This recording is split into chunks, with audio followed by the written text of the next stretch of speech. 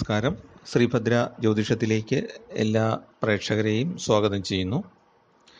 2024 വർഷത്തെ വിഷുഫലങ്ങളാണ് നമ്മൾ ചർച്ച ചെയ്തുകൊണ്ടിരിക്കുന്നത്. 2024 ഏപ്രിൽ 13 രാത്രി 9:15 വിഷു സംക്രമം. ആ വിഷു സംക്രമത്തെ അടിസ്ഥാനപ്പെടുത്തി പ്രധാനമായിട്ടും അതിനുശേഷമുള്ള ഗ്രഹചാര ഫലങ്ങളെ അടിസ്ഥാനപ്പെടുത്തിയുമാണ് അടുത്ത ഒരു വർഷത്തെ വിഷുഫലം നമ്മൾ തയ്യാറാക്കിയിട്ടുള്ളത്. അപ്പോൾ ആ വിഷു സംക്രമത്തിൻ്റെ അടിസ്ഥാനത്തിലുള്ള പ്രധാന ഫലങ്ങൾ നമുക്ക് നോക്കാം. ഈ വീഡിയോയിൽ നമുക്ക് വിശാഖം, അനിഴം, തൃക്കേട്ട ഈ 3 നക്ഷത്രക്കാരുടെ ഫലങ്ങളാണ് നോക്കാനുള്ളത്. അപ്പോൾ ആദ്യത്തെ വിശാഖ നക്ഷത്രമാണ്. വിശാഖ നക്ഷത്രം 2 കൂറുകളിലായിട്ടാണ് വരുന്നത്. വിശാഖത്തിൻ്റെ ആദ്യത്തെ മുക്കാൽ ഭാഗം തുലാക്കൂറിലും അവസാന കാൽഭാഗം വൃശ്ചികക്കൂറിലും അങ്ങനെയാണ് വിശാഖ നക്ഷത്രം വ്യാപിച്ച് നിൽക്കുന്നത്. അതിൽ തുലാക്കൂറിലുള്ള ആളുകളെ സംബന്ധിച്ചിടത്തോളം പൊതുവെ ഗുണകരമായ ഒരു സമയമാണ്. എങ്കിൽ പോലും ചെറിയ ചെറിയ കാര്യങ്ങളിൽ തടസ്സം നേരിടുന്നു എന്നുള്ളൊരു ദോഷഫലവും ഉണ്ട്. പണം കൈകാര്യം ചെയ്യുമ്പോൾ അവർ ജാഗ്രത പുലർത്തേണ്ട ഒരു കാലമാണ്. പണം കൈമാറ്റം ചെയ്യുമ്പോൾ അതിന് കൃത്യമായ രേഖകൾ സൂക്ഷിക്കണം. അതുപോലെ തന്നെ പണം ഒരു സ്ഥലത്തു നിന്ന് മറ്റൊരു സ്ഥലത്തേക്ക് കൊണ്ടുപോകുമ്പോഴും സൂക്ഷ്മത ഉണ്ടായിരിക്കണം. അതായത് ഒരു വലിയ തോതിലുള്ള നടപടികളൊന്നും ഉണ്ടായില്ലെങ്കിൽ പോലും ചെറിയ ചെറിയ പ്രതിസന്ധികൾ ഈ വിശാഖ നക്ഷത്രക്കാരെ, തുലാക്കൂറിൽപ്പെട്ട വിശാഖ നക്ഷത്രക്കാരെ ബുദ്ധിമുട്ടിച്ചുകൊണ്ടിരിക്കും. ചെറിയ കാര്യങ്ങളിലുള്ള പ്രതിസന്ധികൾ അതൊന്ന് സൂക്ഷിക്കുക. അതിന് വേണ്ടിയിട്ടുള്ള പ്രാർത്ഥനകളും വഴിപാടുകളും ഒക്കെ നടത്തുക. ഇനി വിശാഖത്തിൻ്റെ അവസാന പാദം വൃശ്ചികക്കൂറിലാണ് ഉൾപ്പെടുന്നത്. അപ്പോൾ അവരെ സംബന്ധിച്ചിടത്തോളം വൃശ്ചികൻ രാശിക്കാർക്ക് ഈശ്വരാധീനമുള്ള ഒരു കാലമാണ്. സന്തോഷവും സമാധാനവും ഒക്കെ ലഭിക്കുന്ന ഒരു വർഷമാണ്. തുലാക്കൂറിലുള്ള വിശാഖക്കാർക്കും വലിയ മാനസിക പ്രശ്നങ്ങൾ ഉണ്ടാകുകയില്ല, മാനസികമായിട്ട് ദുഃഖം ഉണ്ടാക്കുന്ന വലിയ പ്രശ്നങ്ങൾ ഉണ്ടാകുകയില്ല. എങ്കിൽ പോലും ചെറിയ ചെറിയ കാര്യങ്ങൾ അവരെ എപ്പോഴും അലവസരപ്പെടുത്തിക്കൊണ്ടിരിക്കും. വൃശ്ചികൻ രാശിയിൽപ്പെടുന്ന വിശാഖ നക്ഷത്രക്കാരെ സംബന്ധിച്ചിടത്തോളം കുറച്ചുകൂടെ ഗുണകരമാണ് കാര്യങ്ങൾ. അനുകൂലമായ മാറ്റങ്ങൾ ഉണ്ടാകും. വിവാഹമൊക്കെ നടക്കാൻ സാധ്യതയുണ്ട്. ജനപ്രീതി ഉണ്ടാകും. പൊതുപ്രവർത്തകർക്ക് നല്ല സമയമാണ്. വിശാഖ നക്ഷത്രക്കാരുടെ പൊതുവെയുള്ള ഫലം നോക്കുമ്പോഴും ഉന്നത സ്ഥാനപ്രാപ്തിക്കൊക്കെയുള്ള സാധ്യതയുണ്ട്. ജാതകം കൂടെ നല്ലതാണെങ്കിൽ, അനുകൂലമാണെങ്കിൽ, ദശാകാലം അനുകൂലമാണെങ്കിൽ ഉന്നത സ്ഥാനപ്രാപ്തിക്ക് സാധ്യതയുണ്ട്. ജോലി ലഭിക്കാനുള്ള യോഗമുണ്ട്. എന്നാൽ പ്രവർത്തനങ്ങളിൽ നിന്നും അപവാദം കേൾക്കേണ്ടി വരും എന്നുള്ളൊരു ദോഷവുമുണ്ട് വൃശ്ചികക്കൂറിൽപ്പെട്ട ആളുകളെ സംബന്ധിച്ചിടത്തോളം. വൃശ്ചികക്കൂറിൽപ്പെട്ട വിശാഖ നക്ഷത്രക്കാരെ സംബന്ധിച്ച് നമ്മൾ ഇനിഷ്യേറ്റീവ് എടുത്ത്, നമ്മൾ മുൻകൈ എടുത്ത് പ്രവർത്തിക്കുന്ന ചില കാര്യങ്ങളിൽ നിന്നും നമുക്കെതിരായ പരാമർശങ്ങൾ ഉണ്ടാകാനുള്ള സാധ്യത ഉണ്ട്. പക്ഷേ ആത്മധൈര്യം കൈവിടാതെ പ്രവർത്തിക്കുക എന്നുള്ളതാണ് ശ്രദ്ധിക്കേണ്ടത്. ശാരീരിക അസുഖങ്ങൾ, മാതാവിന് ശാരീരിക അസ്വസ്ഥതയെ തുടർന്ന് ഡോക്ടറെ കാണേണ്ടി വരിക തുടങ്ങിയ കാര്യങ്ങളൊക്കെ ഉണ്ടാകും. ദാമ്പത്യ ജീവിതത്തിലെ ചെറിയ അഭിപ്രായ വ്യത്യാസങ്ങളൊക്കെ ഉണ്ടാകാൻ സാധ്യതയുണ്ട്. വസ്ത്രാഭരണങ്ങൾ ലഭിക്കാൻ സാധ്യതയുണ്ട്, പ്രത്യേകിച്ച് സ്ത്രീജനങ്ങൾക്ക്. പല വിധത്തിൽ സാമ്പത്തിക നേട്ടത്തിന് സാധ്യതയുണ്ട് വൃശ്ചികക്കൂറിലുള്ള വിശാഖ നക്ഷത്രക്കാർക്ക്. യാത്രകൾ വേണ്ടി വരുന്നതാണ് ധാരാളമായിട്ട്. സഹോദര സ്ഥാനീയർ മുഖേന, ബന്ധുക്കൾ മുഖേനയൊക്കെ ദുഃഖങ്ങൾക്ക് സാധ്യതയുണ്ട്. കുടുംബപരമായിട്ട് നോക്കുമ്പോൾ നേട്ടങ്ങൾ ആണ് കാണുന്നത്. വീട് പണി പൂർത്തിയാക്കാനോ അല്ലെങ്കിൽ പുതിയ വീടിൻ്റെ തുടക്കമിടാനോ ഒക്കെ ഈ വർഷം സാധിക്കും. അപ്പം വീട്, വിവാഹം തുടങ്ങിയ കാര്യങ്ങളൊക്കെ സാധിക്കുന്ന ഒരു വർഷമാണ്. പിന്നെ സാങ്കേതിക വൈദഗ്ധ്യം ആവശ്യമുള്ള കാര്യങ്ങളിൽ ആ രംഗത്ത് പ്രവർത്തിക്കുന്നവരുടെ ഉപദേശം തേടേണ്ടതാണ്. വീടൊക്കെ വെക്കുമ്പോഴും അതുപോലെ തന്നെ വീട്ടിലെ ഫിറ്റിങ്സുകളൊക്കെ എടുക്കുമ്പോഴൊക്കെ സാങ്കേതിക വിദഗ്ധരുടെ ഉപദേശം തേടേണ്ടതാണ്. ആ രംഗത്ത് പരിചയമുള്ള ആളുകളുടെ ഉപദേശം തേടണം, അല്ലെങ്കിൽ അബദ്ധം സംഭവിക്കാനുള്ള സാധ്യതയുണ്ട്. ഗൃഹത്തിൽ മംഗളകർമ്മങ്ങൾ നടക്കാൻ സാധ്യതയുണ്ട്, അതിനുള്ള യോഗം ഉണ്ട്. ബന്ധുക്കളുടെ വീട്ടിലും മംഗളകർമ്മങ്ങൾ നടക്കാനും അതിൽ പങ്കെടുക്കാനും ഒക്കെ സാധിക്കും. പുതിയ ബിസിനസ് തുടങ്ങാൻ ആഗ്രഹിക്കുന്ന വൃശ്ചികക്കൂറിൽപ്പെട്ട വിശാഖം നക്ഷത്രക്കാർക്ക് അനുകൂല സമയമാണ്. തുലാക്കൂറിൽപ്പെട്ടവർ തുടങ്ങിയാൽ കുഴപ്പമൊന്നും പറഞ്ഞുകൂടാ. എങ്കിൽ പോലും കുറച്ചുകൂടെ അനുകൂലം വൃശ്ചികക്കൂറിൽപ്പെട്ട വിശാഖം നക്ഷത്രക്കാർക്കാണ് എന്നുള്ളത് പറഞ്ഞതേ ഉള്ളൂ. തുലാക്കൂറിൽപ്പെട്ടവർക്ക് വലിയ ബുദ്ധിമുട്ടുകൾ ഉണ്ടാവുകയില്ല. ചെറിയ കാര്യങ്ങളിലുള്ള തടസ്സമാണ്. വ്യാപാരമാണെങ്കിലും തുടങ്ങുന്നതിന് മുമ്പ് ചെറിയ തോതിലുള്ള തടസ്സം, അത് ഇടപാടുകാരിൽ നിന്നാകാം, സർക്കാരിൽ നിന്നാകാം, അങ്ങനെയൊക്കെ ആദ്യം 1-2 മുടങ്ങും. അപ്പോൾ ആ സമയത്ത് പിടിച്ചു നിൽക്കുക, പിടിച്ചു നിന്ന് ധൈര്യത്തോടെ മുന്നോട്ട് പോവുക. നമ്മുടെ ധൈര്യവും പ്രാർത്ഥനയുമാണ് എപ്പോഴും നമ്മളെ തുണയ്ക്കുന്നത്, നമുക്ക് സഹായകരമാകുന്നത്. പിന്നെ അവരുടെ വഴിപാടുകളെ പറ്റി നോക്കുമ്പം ദോഷശമനത്തിനായിട്ട് മഹാഗണപതി ഹോമം നടത്തുന്നത് നല്ലതാണ്. ഇനി ഹോമമൊന്നും നടത്തിയില്ലെങ്കിലും മഹാഗണപതിയെ ഭജിക്കുക, ഗണപതി ക്ഷേത്രത്തിൽ ദർശനം നടത്തുക, കറുകമാല സമർപ്പിക്കുകയോ ഉണ്ണിയപ്പമോ അടയോ ഒക്കെ നേദിക്കുക, അല്ലെങ്കിൽ പായസം നേദിക്കുക, മുക്കുറ്റി കൊണ്ട് പുഷ്പാഞ്ജലി നടത്തുക.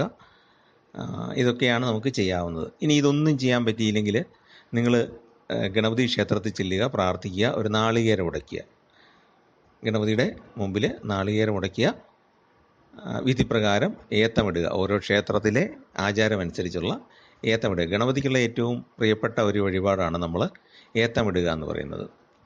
2 കാലുകളും പിണച്ച് വെച്ച് 2 കൈകളും പിണച്ച് 2 കാതിൻ്റെ അടിവശത്ത് പിടിച്ചുകൊണ്ട് മുട്ടുമടക്കി കുമ്പിടുന്നതാണ് ഏത്തമിടുക എന്ന് പറയുന്നത്. അപ്പോൾ അത് ഗണപതിക്ക് വളരെ പ്രിയങ്കരമായ വഴിപാടാണ്. അതിലൊരുപാട് യോഗാശാസ്ത്രപരമായിട്ട് ഒരുപാട് ഗുണമുള്ള ഒരു കാര്യമാണ് ആ ചെയ്യുന്നത്. അപ്പോൾ അതിനെപ്പറ്റി വിശദീകരിക്കുന്നില്ല. ഇപ്പോൾ എന്താണെങ്കിലും ഗണപതിക്ക് വഴിപാട് ചെയ്യുക. രോഗാദി ദുരിതങ്ങൾ അനുഭവപ്പെടുന്നുണ്ടെങ്കിൽ മഹാദേവനോട് വഴിപാട് ചെയ്യുക. അപ്പോൾ ഈ ഗണപതിക്ക് വഴിപാട് ചെയ്ത് കഴിയുമ്പോൾ ഈ കാര്യതടസ്സങ്ങളൊക്കെ മാറിയിട്ട് കാര്യങ്ങൾ സ്മൂത്തായിട്ട് നടക്കാനായിട്ട് ഇടയാകും. അപ്പോൾ അതുകൊണ്ടാണത് പ്രത്യേകം എടുത്ത് പറഞ്ഞത്. പിന്നെ പതിവ് പോലെ കുടുംബദേവതയ്ക്കുള്ള വഴിപാടുകളും കൂടെ ചെയ്യുകയാണെങ്കിൽ വ്യാപാരമൊക്കെ അഭിവൃദ്ധിപ്പെടാനായിട്ട് അത് വളരെയേറെ സഹായകരമാണ്. അടുത്തത് അനിഴം നക്ഷത്രക്കാരുടെ ഫലമാണ്. അനിഴം നക്ഷത്രക്കാരെ സംബന്ധിച്ച് നേട്ടമുണ്ടാകുന്ന കാലമാണ്. അനിഴം വൃശ്ചികക്കൂറിൽപ്പെടുന്ന നക്ഷത്രമാണ്. പ്രവൃത്തികളിലൂടെ നമുക്ക് പ്രവർത്തന മേഖലയിൽ ഉന്നതിയിലെത്താനുള്ള യോഗമുണ്ട്. വ്യാപാരം, അതുപോലെ തന്നെ ഏജൻസി തുടങ്ങിയ രംഗത്ത് പ്രവർത്തിക്കുന്നവർക്ക് നല്ല ധനലാഭം ഉണ്ടാകും, സ്ഥാനമാനങ്ങളുണ്ടാകും, സമൂഹത്തിൽ അംഗീകാരം ലഭിക്കും, പല പല ബഹുമതികളും നേടുന്ന കാലമാണ്, അംഗീകാരം ഉണ്ടാകുന്ന കാലമാണ്. പക്ഷേ സന്താനങ്ങൾക്കായിട്ട് കൂടുതൽ പണച്ചെലവ് ഉണ്ടാകും, ദേഹസുഖം അല്പം കുറയും. എന്നാൽ അതേസമയത്ത് അതിൻ്റെ ഗുണവശം എന്താണ്? നടക്കുകയില്ല എന്ന് വിചാരിച്ചിരുന്ന പല കാര്യങ്ങളും സാധിച്ചു കിട്ടുന്ന ഒരു വർഷവുമാണ്. പുതിയ ജോലിയിൽ പ്രവേശിക്കാൻ യോഗമുണ്ട്. കുടുംബത്തോടൊപ്പം വിനോദയാത്രകളോ തീർത്ഥയാത്രകളൊക്കെ നടത്താനുള്ള യോഗമുണ്ട്. തൊഴിൽപരമായിട്ട് അനുകൂലമായ മാറ്റങ്ങൾ പ്രതീക്ഷിക്കാം. ഇനി പ്രൊമോഷനൊന്നും കിട്ടിയില്ലേ പോലും നമുക്ക് കുറച്ചുകൂടെ സൗകര്യപ്രദമായൊരു സ്ഥലത്തേക്ക് മാറ്റം ലഭിക്കാനുള്ള സാധ്യതയുണ്ട്. അനാവശ്യ ഉത്കണ്ഠയാണ് ഈ സമയത്ത് നമ്മളെ ബുദ്ധിമുട്ടിക്കുന്ന ഒരു പ്രശ്നം. അയ്യോ എന്ത് സംഭവിക്കും എന്നുള്ള ഭയങ്കര ആശങ്ക ഉള്ളിൽ. അതങ്ങ് ഒഴിവാക്കുക. എല്ലാം ഈശ്വരന് സമർപ്പിച്ച് പ്രാർത്ഥിച്ച് മുന്നോട്ട് പോവുക. നമ്മൾ ചെയ്യാനുള്ള കാര്യം നമ്മൾ കൃത്യമായിട്ട് ചെയ്യുക. അപ്പോൾ ആ മാനസികമായിട്ട് സ്വയം പീഡിപ്പിക്കേണ്ട ഒരു കാര്യവുമില്ല, അത് ശ്രദ്ധിക്കുക. പിന്നെ ജലജന്യ രോഗങ്ങൾക്ക് സാധ്യതയുള്ളതുകൊണ്ട് പുറത്തുനിന്ന് ആഹാരം കഴിക്കുകയോ വെള്ളം കുടിക്കുകയൊക്കെ ചെയ്യുമ്പം ഒരു ശ്രദ്ധ വേണം. വൃത്തിയുള്ള സ്ഥലങ്ങളിൽ നിന്ന് മാത്രം വെള്ളം കുടിക്കുക, ആഹാരം കഴിക്കുക. പ്രവർത്തനങ്ങളിൽ വിജയത്തിന് യോഗമുണ്ട്. ബന്ധുജന സമാഗമം ഉണ്ടാകും. ബന്ധുജന സമാഗമം പോലെ തന്നെ നമ്മൾ ഈ ചെറുപ്പത്തിലെ കൂട്ടുകാരുമൊക്കെ ആയിട്ട് വീണ്ടും ഒന്ന് കമ്മ്യൂണിക്കേറ്റ് ചെയ്യാനുള്ള, നമ്മുടെ കൂട്ടത്തിൽ സ്കൂളിൽ പഠിച്ചവരോ കോളേജിൽ പഠിച്ചവരോ ഒക്കെ ആയിട്ടുള്ള കൂട്ടുകാരുമായിട്ട് വീണ്ടും ഒന്ന് സംഗമിക്കാനുള്ള ഒരു അവസരം ഉണ്ടാകും. അത് നേരിട്ടാകണമെന്നില്ല, ചിലപ്പം വാട്സാപ്പ് ഗ്രൂപ്പിൽ കൂടെയോ അല്ലെ ഫേസ്ബുക്കിൽ നമ്മൾ അവിചാരിതമായിട്ട് കണ്ടെത്തുകയോ സോഷ്യൽ മീഡിയ മുഖേനയൊക്കെ ബന്ധപ്പെടാമല്ലോ. അപ്പോൾ അങ്ങനെയുള്ള എന്തെങ്കിലും ഒരു അവസരം ഉണ്ടാകും പഴയ സുഹൃത്തുക്കളെ കാണാനായിട്ട്. കുടുംബത്തിലെ മുതിർന്ന അംഗങ്ങൾക്ക് ദേഹാരിഷ്ടതകൾക്ക് സാധ്യതയുള്ളതുകൊണ്ട് അവരുടെ പേരിൽ നമ്മൾ മഹാദേവനെ എന്തെങ്കിലും ഒരു വഴിപാട് നടത്തുന്നത് വളരെ ഉചിതമായിരിക്കും. കാരണം ബന്ധുദുരിതം എന്നൊരു ഫലം നമുക്കിവിടെ പറയാനുണ്ട്. അതുകൊണ്ട് ആ ബന്ധുക്കളുടെ രോഗങ്ങൾ അത് സീരിയസ് ആകാതെ ഇരിക്കാൻ വേണ്ടിയിട്ടാണ് മഹാദേവന് നമുക്ക് വഴിപാട് ചെയ്യേണ്ടത്. പിന്നെ അനിഴ നക്ഷത്രക്കാർ ചെയ്യേണ്ട വഴിപാട് നോക്കുമ്പോൾ ശ്രീകൃഷ്ണ ഭഗവാന് വഴിപാടുകൾ ചെയ്യുക, ക്ഷേത്ര ദർശനം നടത്തുക, തുളസിമാല സമർപ്പിക്കുക. ജന്മ നക്ഷത്രമൊക്കെ വരുന്ന മാസമാണെങ്കിൽ പാൽപ്പായസം സമർപ്പിക്കുന്നത് നല്ലതാണ്. അതുപോലെ മഞ്ഞപ്പട്ട് സമർപ്പിക്കുക. ബുധനാഴ്ച ശ്രീകൃഷ്ണ ക്ഷേത്ര ദർശനം നടത്തുക. ഒരു വിളക്ക് തെളിയിക്കുക, എണ്ണ വിളക്കോ നെയ്യ് വിളക്കോ എന്തെങ്കിലും ഒരു വിളക്കൂടെ തെളിയിക്കുക, ഒരു ദീപം തെളിയിക്കുക. അതുപോലെ തന്നെ വീട്ടിൽ നിത്യേന നെയ്വിളക്ക് കൊളുത്തി ശ്രീകൃഷ്ണ ഭഗവാന്റെ നാമങ്ങളോ മന്ത്രങ്ങളോ ഒക്കെ ജപിക്കുന്നത് വളരെ ഉത്തമമാണ്. അപ്പോൾ ദോഷങ്ങളൊക്കെ മാറിപ്പോക്കോളും. വലിയ ദോഷങ്ങളൊന്നുമില്ല, ചെറിയ ചെറിയ ദോഷങ്ങളാണ് ഉള്ളത്. അടുത്തത് തൃക്കേട്ട നക്ഷത്രമാണ്. അപ്പോൾ തൃക്കേട്ട നക്ഷത്രം വൃശ്ചിക കൂറിലാണ് പെടുന്നത്. അവർക്കും സാമാന്യം ഗുണമുണ്ടാകുന്ന ഒരു സമയമാണ് ഇത്. കർമ്മത്തിൽ പുരോഗതി ഉണ്ടാകും. പല കാര്യങ്ങളും നേരത്തെ വിചാരിച്ചിരുന്നത് ഇപ്പോൾ ചെയ്തു തീർക്കാനായിട്ട് സാധിക്കും. വീട് പണി നടത്താനും അല്ലെങ്കിൽ സ്ഥലം വാങ്ങിച്ച് വീട് വയ്ക്കാനും ഒക്കെയുള്ള യോഗമുണ്ട്. അല്ലെങ്കിൽ അതിനുള്ള തുടക്കമിടാനായിട്ട് ഈ വർഷം സാധിക്കും. വിഷുഫലം അങ്ങനെയാണ്. ജീവിത പങ്കാളിക്ക് പല വിധത്തിലുള്ള നേട്ടങ്ങളുണ്ടാകും. ആരോഗ്യപരമായ വിഷമതകളൊക്കെ കുറഞ്ഞു വരും. തൊഴിലിൽ അനുകൂലമായ മാറ്റങ്ങൾ ഉണ്ടാകും. യാത്രകൾ കൂടുതലായിട്ട് വേണ്ടി വരും. വിദേശ ജോലിക്കുള്ള ശ്രമം വിജയിക്കുന്നതാണ്. പോകാൻ സാധിക്കും. നമുക്കോ നമ്മുടെ മക്കൾക്കോ അല്ലെങ്കിൽ അടുത്ത ബന്ധുക്കൾക്കോ ഒക്കെ വിദേശത്തേക്ക് പോകാൻ സാധിക്കും. നമുക്ക് ആ വിദേശവുമായിട്ടൊരു ബന്ധം, അതായത് ഭാവി നമുക്കൊന്ന് പോകേണ്ടി വന്നാൽ ആ മറ്റൊരു രാജ്യവുമായിട്ട് ഒരു ബന്ധം ഉണ്ടാക്കുന്ന അങ്ങോട്ട് ആരെങ്കിലും നമ്മളോ അല്ലെങ്കിൽ നമ്മുടെ ബന്ധുക്കളോ ആരെങ്കിലും പോകും. മാതാവിനോ മാതൃജനങ്ങൾക്കോ ചെറിയ തോതിലുള്ള അരിഷ്ടതകൾക്ക് സാധ്യതയുണ്ട്. ദാമ്പത്യ ജീവിതം പൊതുവെ സുഖകരമായിരിക്കും. മറ്റുള്ളവരുടെ ഇടപെടൽ നമ്മുടെ ജീവിതത്തിൽ പലപ്പോഴും അസ്വസ്ഥതകൾ സൃഷ്ടിക്കാനുള്ള സാധ്യതയുണ്ട്. ഒരു കാര്യവുമില്ലാതെ അയൽക്കാരോ ബന്ധുക്കളോ ഒക്കെ കയറി ഇടപെടുന്നത് കൊണ്ടുള്ള ചില ബുദ്ധിമുട്ടുകൾ ഉണ്ടാകും.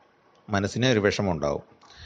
പഠനത്തിലും ജോലിയിലും അലസതയൊക്കെ മാറ്റി നല്ല ഉത്സാഹം കൈവരിക്കാൻ സാധിക്കും. വീട്ടിൽ നടക്കുന്നതോ ബന്ധുവീടുകളിൽ നടക്കുന്നതായ മംഗളകർമ്മങ്ങളിൽ പങ്കെടുക്കാനായിട്ട് സാധിക്കും.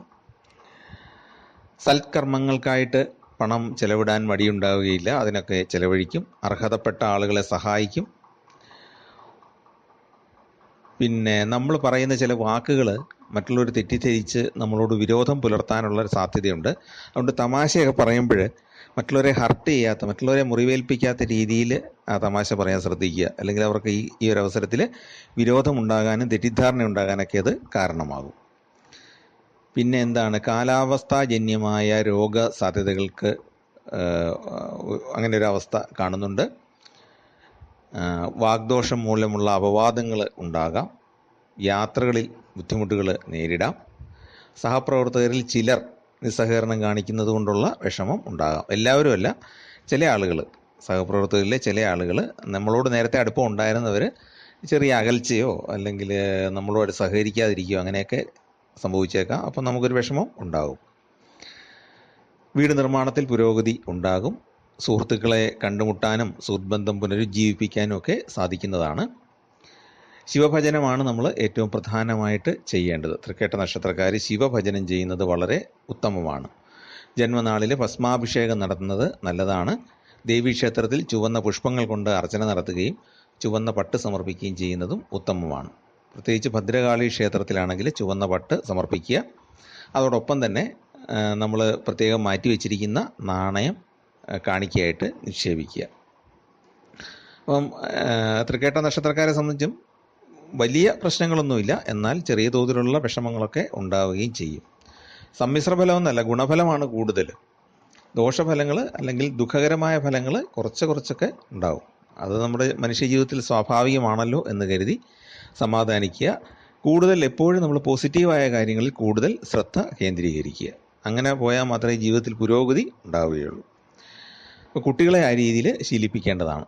അതാണ് ഏറ്റവും നല്ലത്. ഈശ്വരാനുഗ്രഹം ഉണ്ടാകാനായിട്ട് അതാണ് നല്ലത്. പോസിറ്റീവായ മനസ്സുള്ളവർക്കാണ് ഈശ്വരൻ ഏറ്റവും അനുഗ്രഹം ചൊരിയുന്നത്. നമ്മൾ ചില വാക്കുകൾ ഇങ്ങനെ തെറ്റിദ്ധരിച്ചിട്ടുണ്ട്. ദുഃഖിക്കുന്നവരുടെ അടുത്താണ് ഈശ്വരൻ എന്ന് പറഞ്ഞാൽ അങ്ങനെയല്ല. ശരിക്കും പറഞ്ഞാൽ അത് നമ്മൾ മനസ്സിലാക്കിയിരിക്കുന്നതിൻ്റെയാണ്. നമ്മൾ പോസിറ്റീവായിട്ടുള്ള ഒരു മനോഭാവം വളർത്തിയെടുത്താൽ ഈശ്വരൻ്റെ അനുഗ്രഹം നമ്മുടെ കൂടെ വരുന്നതായിട്ട് നമുക്ക് കാണാനായിട്ട് സാധിക്കും. ദുഃഖിതരെ പോസിറ്റീവ് ആക്കാൻ വേണ്ടിയിട്ടാണ് ഈശ്വരൻ ഓരോരോ അവതാരങ്ങൾ എടുക്കുന്നത്. അപ്പോൾ അത് നമ്മൾ കണ്ട് മനസ്സിലാക്കണം. മറ്റുള്ള ആളുകളിൽ കൂടെ സഹായങ്ങൾ വരുമ്പം നമ്മളത് കണ്ട് മനസ്സിലാക്കുകയും നമ്മുടെ മനസ്സിനെ ഗുണകരമായ മാർഗങ്ങളിൽ കൂടെ തിരിച്ചുവിടുകയും ചെയ്യണം. അപ്പോൾ അതാണ് അതിനെപ്പറ്റി പറയാനുള്ളത്. അപ്പോൾ ഈ 3 നക്ഷത്രക്കാർക്കും, വിശാഖം, അനിഴം, തൃക്കേട്ട, ഈ 3 നക്ഷത്രക്കാർക്കും എല്ലാവിധ നന്മകളും ഉണ്ടാകട്ടെ എന്ന് പ്രാർത്ഥിക്കുന്നു. ചാനൽ ഇഷ്ടപ്പെട്ടെങ്കിൽ ദയവായിട്ടൊന്ന് സബ്സ്ക്രൈബ് ചെയ്യുകയും സുഹൃത്തുക്കൾക്ക് ഒന്ന് ഷെയർ ചെയ്ത് കൊടുക്കുകയും ചെയ്യാൻ അപേക്ഷിക്കുന്നു. എല്ലാവർക്കും ഈശ്വരാനുഗ്രഹം ഉണ്ടാകട്ടെ എന്ന് ഒരിക്കൽ കൂടെ പ്രാർത്ഥിക്കുന്നു. നമസ്കാരം.